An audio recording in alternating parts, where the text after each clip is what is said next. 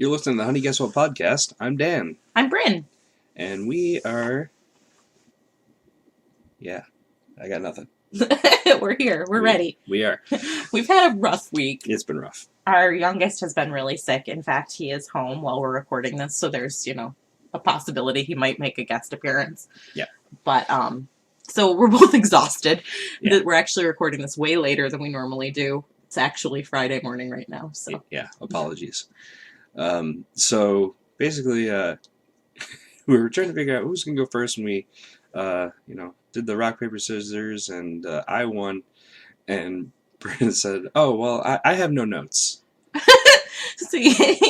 And so, I'm thrilled, scared, all of the above. Well, there's two really distinct possibilities here. Either I'm just going to talk about nothing because I have nothing prepared, which is a possibility. Or the other possibility is I'm going to be talking about something that I know so well I don't need notes. You don't believe that at all. Meanwhile, let him pull up his notes. Meanwhile, I will pull up my notes. And... It's even become a joke. Like, the listeners that I know, like, that I work with. Yeah. Like, Brynn, what did you research this week? Like, shake my head. Like, nothing. Yeah. So this one I came up with all on my own. Good job, Dan. I didn't have any suggestions, nothing like that. So, I just have to actually pull that up here. And this is the, obviously the joke here. Okay, there we go. So, I got all of this from Wikipedia. Yay, Wikipedia! Yay, Wikipedia. And so here we go.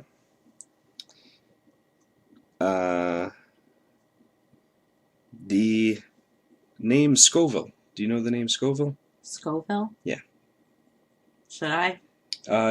You probably... I'll talk about it a little bit and you'll start to put together. He's a guy, he came up with the Scoville scale, which is the measurement of the pungency or spiciness or heat of chili peppers. Okay, yes. Yep, okay, so there we go. I was thinking about Scoville units, being something that I'd heard, obviously probably in cooking shows or, whatever. Yes. So... You're going to talk about spicy stuff? Yeah. Dan loves spicy stuff. If you don't know him personally, Dan is, a spice master. Yeah, so I absolutely love challenges, spicy food, any challenges that you see on TV specials, anything like that. If I go to a new restaurant and they have oh, this is super spicy, that's what I'm getting. I have only had one or two things that have been way too hot, and I intend to at some point redeem myself. Are we going to talk about tailgate warmers? We're not going to talk about tailgate warmers. It's one of my favorite stories. It's a really good one. So the Scoville scale is measures Scoville heat units. So it's based on the concentration of capsaicinoids, among which capsaicin is a predominant component. So that's it's the actual spice that is in. It's what makes peppers spicy. And so the scale is named after its creator, American pharmacist Wilbur Scoville, and his 1912 method is known as the Scoville organoleptic test, because that's easy to remember. It's the most practical method for estimating Scoville heat units and is subjective assessment derived from the capsaicinoid sensitivity by people experienced with eating hot chilies. So it's actually a bit of a point of contention early on as to how he developed it, because it was in 1912. The science around it wasn't very advanced. They didn't have advanced microscopes. They didn't have centrifuges. They didn't have a lot of the what I call modern day that I'm familiar with, and yeah, there's probably way more advanced stuff now that I don't even know about to calculate what a good scale for measuring this is. Right. Tony Romo's not relevant. Got it. Nailed it. You did it. It only took you 1 week. Just one. You bounce right back. Bam! That's a counterpunch right there. So anyway, the issue was that it was a little bit biased based on. Yeah, so something that and people who have taken any statistics courses, and science courses will know too. Something when you're dealing with self-report of people's experiences, it's subjective to the person. Of course. Yeah, we're all biologically will have different amount of receptors on our tongue and deal with pain differently, that sort of thing. Right. Also, the problem is that the the peppers themselves can vary a lot. So, right, sure. Where they're grown and how big they've gotten and what kind of growing season it was. And how ripe they are. Yeah, all of that. Yeah, all of that stuff. Plus the things we know now. Like, so Dan had sinus surgery this past year, and they told him that his tastes could change because of that. And that's something they may not have known then either. Absolutely. So people who had sinus issues may have had higher. Right. So these are all variables. There's another variable too that I was getting to is that if you have a small number of people, you want a small number of people to be setting up this scale so that you have some reliability. Sure. The problem is that when you do that, there's something called a fatigue effect, sensory fatigue, where you can experience literally the same stimulus and it will seem different because you've experienced a bunch of other things before it. Right, of course. That makes sense. Yeah, so that was a really subjective thing, but it did give us the basis for how we are going to categorize how hot something is as far as spice. So, that's basically what a lot of these points talk about. But it's so varied that it would actually vary widely up to plus or minus 50%. So really, not precise at all as to how many Scoville units were a pepper had. So basically, what did that mean? What was a Scoville unit? So they would take a set of a liquid set with a amount of dry pepper, and they would dilute it, and then they would get a panel of people and they'd say, "Can you taste the spice in this?" They go down the line. Everyone says yes. They take that sample. They dilute it further. And then they keep going until they have a diluted point where 3 out of 5, I think they said, could not taste it, because they wanted to account for this sensory fatigue also. Sure. So it's because, and also if they know there's pepper in there, some people psych themselves into thinking they can taste it even if they can't. Right. And that too. Yeah. That all makes sense. Yeah. So there's a lot of problems with it. But anyway, it's like the number of times they had to dilute it. So it was the amount of liquid. It was particularly sugar water. The amount of sugar water they had to add in to dilute it to where you couldn't taste it. Okay. So the numbers of the heat units vary widely as well. So here's what the categories are. So the categories are non-pungent, 0 to 700. Okay. So like a bell pepper would fall in there. Bell pepper would be 0. Okay. Absolutely no spice whatsoever. 700 around that was a pimento. Okay. Okay. Sorry. A pimento is around 100. Okay. Okay. So mildly pungent is from 700 to 3,000. So that jumps up a little bit. And those things that would be in there would be like banana peppers. If you got like a mild Cubanelle pepper, that would be in there around the high end of that, around that 7,000.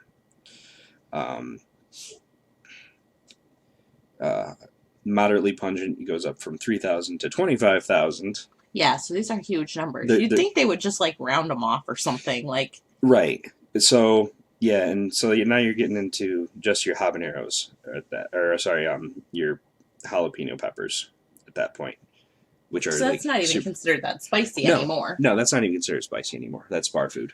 That's. Yeah, I mean like Jalapeno poppers. Yeah. Regular people eat those. Right. So Regular people. regular people. I just mean I'm like, not normal. I just mean even people without a high tolerance for heat can usually eat a little bit of jalapeno. A lot of mild salsas even have Right. an amount of jalapeno in them. Yes. So I'll skip ahead. The highest category is called very highly pungent, and it's above 80,000. That's what it says. Above 80,000. Above 80,000. Okay. Mm-hmm. So anything over 80,000. What is about 80,000? A cayenne pepper. Yeah. So not that. Yeah, cayenne is in. That's in like chili, and that's your basic hot sauce that you get, like your very basic, any store brand hot sauce. That's cayenne pepper. So but also that was in 1912. You said when they made this. They made the scale then, but it hasn't been updated. The categories of what they mean. But if it was made in the United States in 1912, like we weren't getting peppers from like the depths of the South American jungle then. Yeah, and there's another bit here that I'll get to later as to how we get to that. Sorry, yeah. I always am jumping ahead of you. It's you. Okay. No, so let's see here. There was there's a better way with newer technology that they've come out with to more accurately measure these, and so they have been corrected. So the numbers that I'm giving you are actually updated as to this pepper is this many Scoville units. Those numbers are accurate now. They're more fixed and reliable. So I said over 80,000. Okay, so what's over 80,000? Well, you hit up above between 100,000 and 350,000. You have the habanero, right, and the Scotch bonnet. Okay, the Scotch bonnet is up towards that 350. Okay, so those are pretty much the high end of what you can get commercially. All right, so habanero has found its way into a lot of cheese. Habanero cheese people have had. And I know like a lot of the hot salsas. So I said mild salsas even have some jalapeno. A lot of times the hot salsa, what differentiates it from the mild or the medium is that then they've added habanero, either habanero oil or habanero peppers. Right. She says from her time working in a Mexican restaurant. Exactly. See, you have a little bit. Yeah. Above that, there's 800,000 is one called Dragon's Breath. Oh, yeah. Pepper. Aptly named pepper. Where's the ghost pepper? Isn't that like the big one now? So the ghost pepper is in this range between 800 and between 800,000 and 3.2 million Scoville units. Right. It's the problem with Scoville units. Yeah, that's the problem with the scale. So the Carolina Reaper falls in there. I've heard of that one too. But the hottest pepper, the hottest one to date at time of this recording, is Pepper X. Pepper X. It sounds like a bad guy name. It is. It is. I've actually I was doing research of I don't know what that is, but thanks. Watching people do. Oh, are there like YouTube videos of people eating Pepper X, like hot sauces and stuff? And do their faces melt? Pretty much, yeah, yeah. So, and it just it continues to build. Like you have one bite, and then you don't even take another bite, and it just slowly continues to creep up and build. Yeah. I don't know why people do that to themselves. Literally, okay, so I've watched you eat hot things. Yeah. It doesn't seem like a pleasurable experience. It looks like you're dying. Well, it's funny you mentioned that. So that's part of why I wanted to do this. Because so many people have said, I don't know why people do that. Oh, well. Here we go. You're welcome for the segue. Yeah. Psychologist Paul Rosen. Oh, it's a brain problem. Suggests that eating chilies is an example of a constrained risk, like riding a roller coaster. in which extreme sensations like pain and fear can be enjoyed because individuals know that these sensations are not actually harmful. That's very interesting. I'm going to say something that you're going to take the wrong way. You are not a risk taker. Okay, no, go ahead. Yeah. If you know Dan, as I know Dan, no, whatever, you're not a very risk-taking man. No. That's not your personality. Nope. So it's interesting that, like, this is your risky behavior. Yeah, it is. Because it's no actual risk. Except pain. But it's finite and no long-term side effects, which the research that I've looked up a few different areas, and basically I could find nothing about long-term effects, negative You're not effects. like burning holes in your, like, that's all myth. That is a myth. It feels like it. Yeah. And it is strictly correlation. If somebody says like, oh, you're going to get an ulcer from eating so much hot, spicy food. No, that does not happen. So, yes. How interesting. Yeah. This method lets people feel extreme feelings without any significant risk of bodily harm. It's very acute symptoms. Which now that I understand that, it really makes sense. Yeah. Because of all the risky things you could enjoy, this is the least risky. Yeah, it's actually perfect. It seems risky to everyone around you. Because so you get cool points, and you don't have to do anything scary to That's you. That's it. This is exactly it. So, I love you. You're so funny. So capsaicin in general has some medicinal purposes as well. It's the chemical in chili peppers that makes them hot. It's used as an analgesic in topical ointments, nasal sprays, and dermal patches to relieve pain. Yeah, I have a skin stick from Perfectly Posh. Shout out to my direct sale homies. That had it's like, I think they call it the perk now. I have the older one, but it's got something red pepper in it, and it's supposed to like relieve tension. But yeah, it's got pepper in it. So pepper spray and tear gas. Capsaicin extracted from chilies is used in manufacturing pepper spray and tear gas as chemical irritants, forms of less lethal weapons for control of unruly individuals or crowds.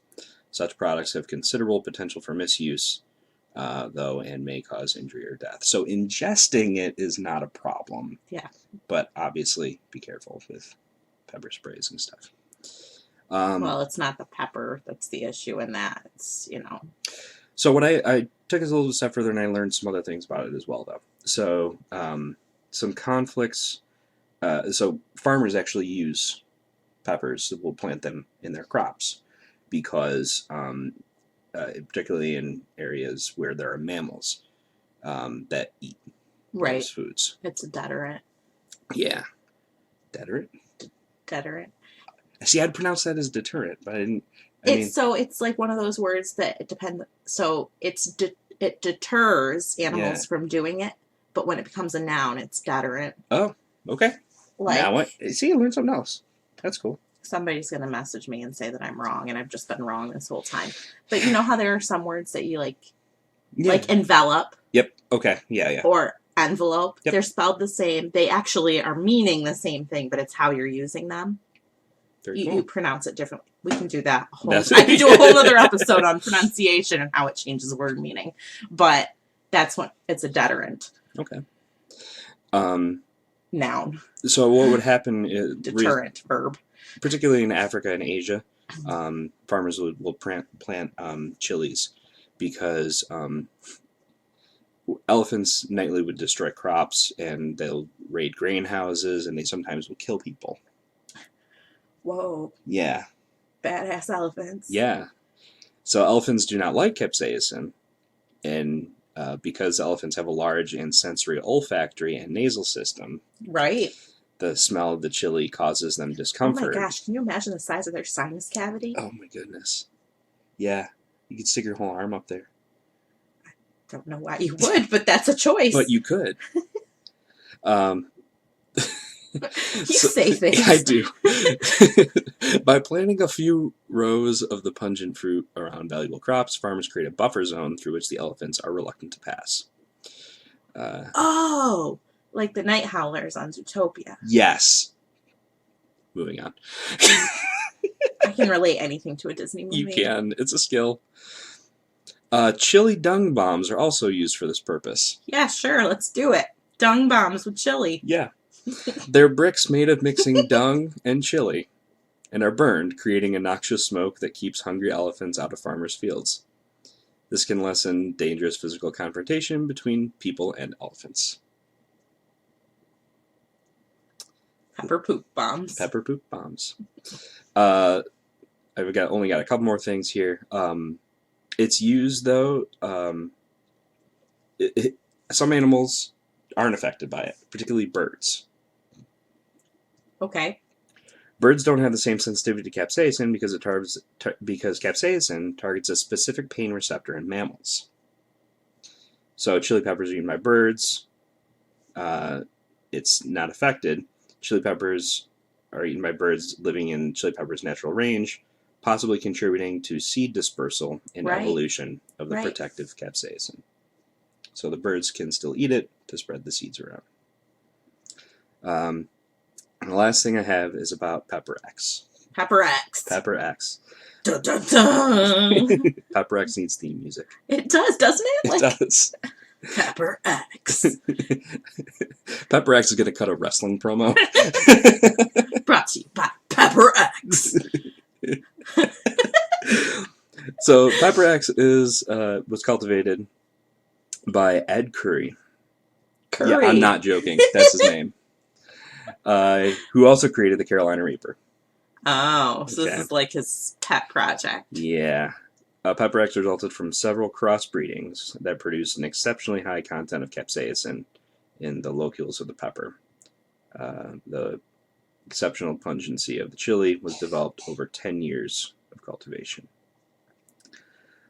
Curry stated that it's 2 times as hot as the Carolina Reaper, which would make it the hottest pepper in the world, with a Scoville unit of 3.18 million units, but this remains unconfirmed by Guinness World Records as of 2020. So I was just thinking what it must be like to live with that man. Like, he's got to have, like, capsaicin oil. Like, it gets on your hands sometimes when you're like, his clothes have to be saturated. Like, I would just, like, probably start crying if I were in the same room as this person. Yeah. That wouldn't be... That's what I'm thinking about right now. So a big reason why I wanted to do this topic, too, is because of a show that's become really popular amongst people I work with, people on the internet. It's called Hot Ones. Okay? If you're not familiar with it, it's a show where... a show on... I think you can watch it. It's a YouTube... You can watch YouTube clips of it for sure. Okay. Yeah. So search for it. You can search for it.